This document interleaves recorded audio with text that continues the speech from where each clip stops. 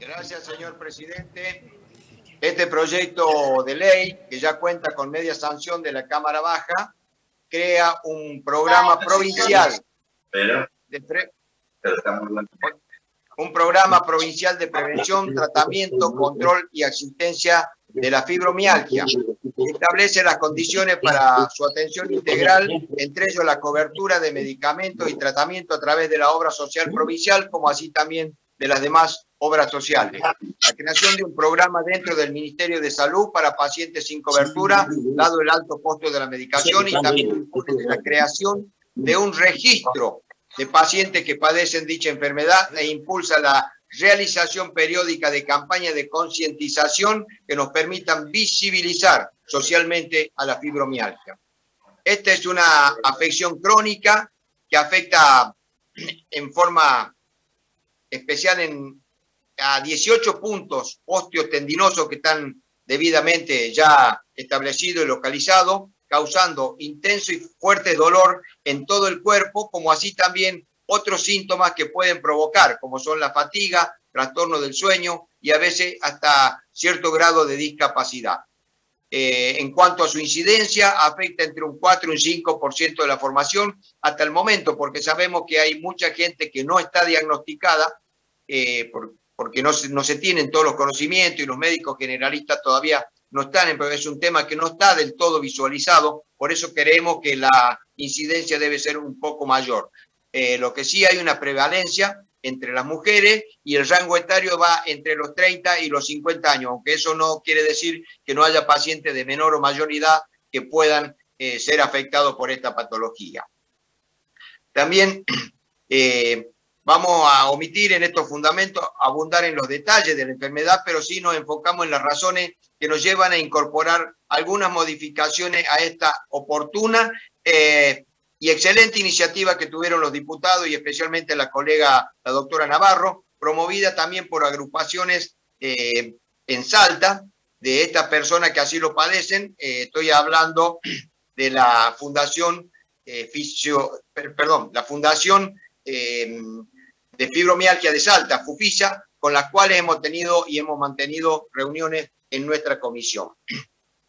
En Salta la fibromialgia todavía no está reconocida como tal, como así también en muchas partes del país, ya que hemos tenido algunos contactos a nivel nacional donde dice que Salta sería una pionera en caso de que aprobemos esta ley. Y por lo tanto se canaliza de una manera desalentadora para los pacientes que quedan en un limbo ante la falta de diagnóstico por no ser una política pública, por una parte, y por otra parte que la cobertura depende de canales que van desde un certificado de discapacidad que generalmente no se ajusta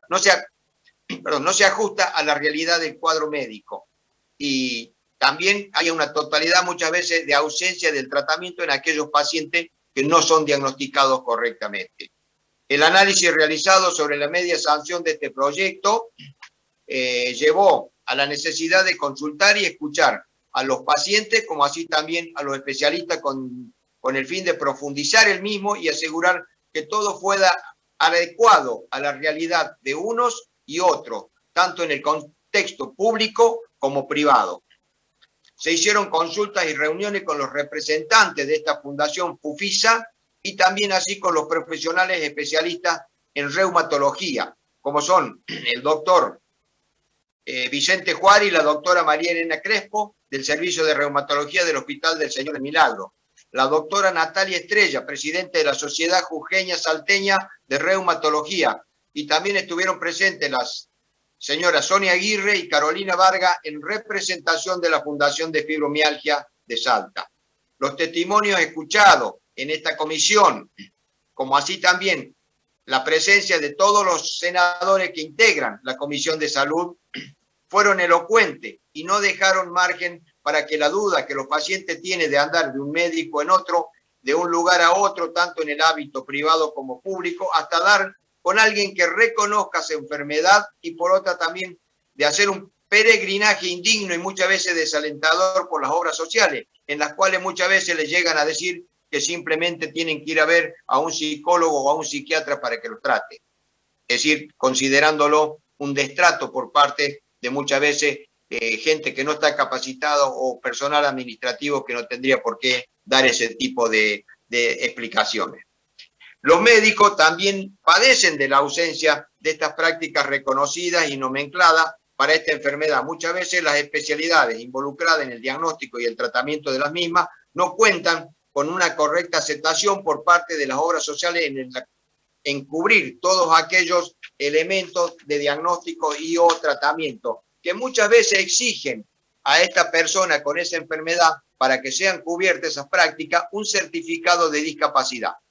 Y es cierto que muchas veces la persona está enferma, pero no discapacitada. Y estamos hablando de mujeres entre 30 y 40 años que no les podemos dar un certificado de discapacidad. Si bien tienen una enfermedad o una discapacidad muy leve, no le podemos dar un certificado. Es decir, incapacitarla para el resto de su vida para que su obra social le pueda cubrir tal o cual práctica o medicación. Así que ese tema también se trató y se dejó bien aclarado. En cuanto a lo laboral, el reconocimiento de la fibromialgia también tendría su implicancia en el caso de otorgamiento de alguna licencia o permisos especiales para el tratamiento de aquellos trabajadores que posean esta enfermedad. En cuanto al abordaje interdisciplinario solicitado por las organizaciones que impulsaron este proyecto de ley y confirmado por los especialistas, busca garantizar que el diagnóstico y el enfoque correcto de esta patología, lo que lleva a una atención integral y multidisciplinaria de un amplio número de pacientes que padecen esta fibromialgia y también posibilitará el tratamiento y la medicación correcto. Los presentes sugirieron precisar en el texto que esta atención integral sea a través de un abordaje interdisciplinario, dado que, si bien en el diagnóstico intervienen en primer término los médicos reumatólogos, pero también necesitan de un equipo formado por psicólogos, psiquiatras, neurólogos, como así también kinesiólogos, fisioterapeutas, nutricionistas, terapeutas ocupacionales, y también tienen que ver acá profesores de educación física, profesores de natación, y también un acceso a los programas de esa actividad física como parte del tratamiento, requiriendo para ello de estos profesionales que acabo de mencionar. El reconocimiento de la fibromialgia en el ambiente público y privado, según los médicos especialistas y los representantes de la Fundación de los Pacientes, es imprescindible y esencial para que tanto el diagnóstico, las prácticas, la cobertura de los tratamientos farmacológicos estén de acorde a los cuadros clínicos y a su tratamiento, para que no pase como actualmente, que pueden a veces obtenerla contra la presentación de un certificado de discapacidad. Y esa modalidad les crea, además de múltiples inconvenientes y problemas laborales, que ya